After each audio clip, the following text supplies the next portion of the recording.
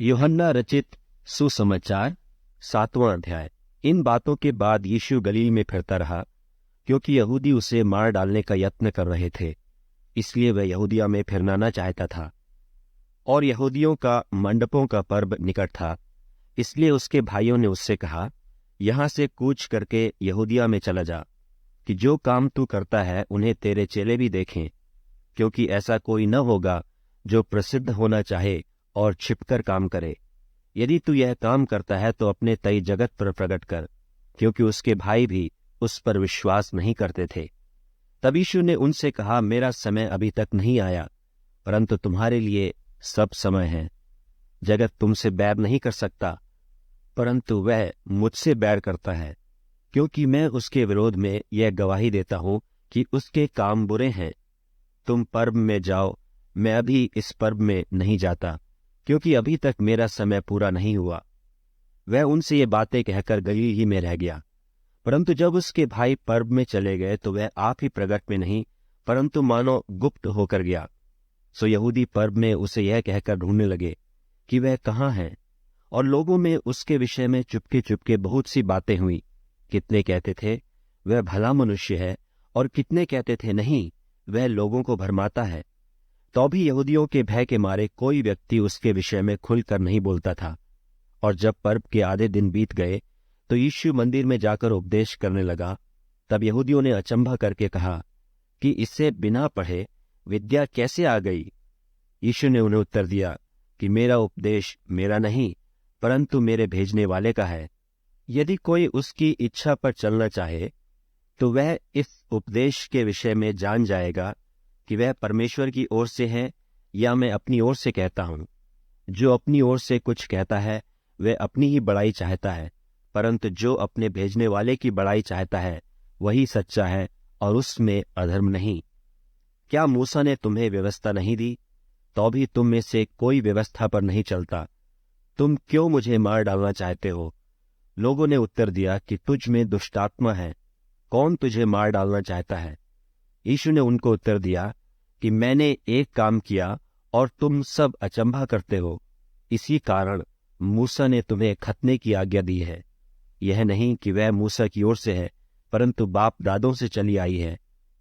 और तुम सब्त के दिन को मनुष्य का खतना करते हो। जब सब्त के दिन मनुष्य का खतना किया जाता है ताकि मूसा की व्यवस्था की आज्ञा टल न जाए, तो तुम मुझ पर क्यों इसलिए क्रोध करते हो कि मैंने सब्त के दिन एक मनुष्य को पूरी रीति से चंगा किया। मुंह देखकर न्याय न चुकाओ। तब कितने यरूशलेमी कहने लगे, क्या यह वही नहीं जिसके मार डालने का प्रयत्न किया जा रहा है? परंतु देखो, वह तो खुल्लम खुल्ला बातें करता है और कोई उससे कुछ नहीं कहता। क्या संभव है कि सरदारों ने सच सच जान लिया है कि यही मसीह है? इसको तो हम जानते हैं कि यह कहाँ का है, परंतु मसीह जब आएगा तो कोई न जानेगा कि वह कहाँ का है। तब यीशु ने मंदिर में उपदेश देते हुए पुकार के कहा, तुम मुझे जानते हो और यह भी जानते हो कि मैं कहाँ का हूँ। मैं तो आपसे नहीं आया, परंतु मेरा भेजने वाला सच्चा है, उसको तुम नहीं जानते। मैं उसे जानता हूँ, क्योंकि मैं उसकी ओर से हूँ और उसी ने मुझे भेजा है। इस पर उन्होंने उसे पकड़ना चाहा, तो भी किसी ने उस पर हाथ न डाला, क्योंकि उसका समय अब तक न आया था। और भीड़ में से बहुतेरों ने उस पर विश्वास किया और कहने लगे कि मसीह जब आएगा तो क्या इससे अधिक आश्चर्य कर्म दिखाएगा जो इसने दिखाए। फरीसियों ने लोगों को उसके विषय में ये बातें चुपके चुपके करते सुना, और महायाजकों और फरीसियों ने उसके पकड़ने को सिपाही भेजे। इस पर यीशु ने कहा, मैं थोड़ी देर तक और तुम्हारे साथ हूं, तब अपने भेजने वाले के पास चला जाऊंगा। तुम मुझे ढूंढोगे परंतु नहीं पाओगे, और जहां मैं हूं वहां तुम नहीं आ सकते। यहूदियों ने आपस में कहा, यह कहाँ जाएगा कि हम इसे न पाएंगे? क्या वह उनके पास जाएगा जो यूनानियों में तितर बितर होकर रहते हैं, और यूनानियों को भी उपदेश देगा? यह क्या बात है जो उसने कही कि तुम मुझे ढूंढोगे परंतु न पाओगे, और जहां मैं हूं वहां तुम नहीं आ सकते। फिर पर्व के अंतिम दिन जो मुख्य दिन है, यीशु खड़ा हुआ और पुकार कर कहा, यदि कोई प्यासा हो तो मेरे पास आकर पिए। जो मुझ पर विश्वास करेगा, जैसा पवित्र शास्त्र में आया है, उसके हृदय में से जीवन के जल की नदियां बह निकलेंगी। उसने यह वचन उस आत्मा के विषय में कहा जिसे उस पर विश्वास करने वाले पाने पर थे, क्योंकि आत्मा अब तक न उतरा था, क्योंकि यीशु अब तक अपनी महिमा को न पहुंचा था। तब भीड़ में से किसी ने ये बातें सुनकर कहा, सचमुच यही वह भविष्यद्वक्ता है। और उन्होंने कहा, यह मसीह है। परंतु किसी ने कहा, क्यों? क्या मसीह गलील से आएगा?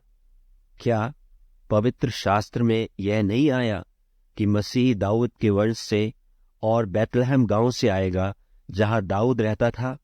सो उसके कारण लोगों में फूट पड़ी।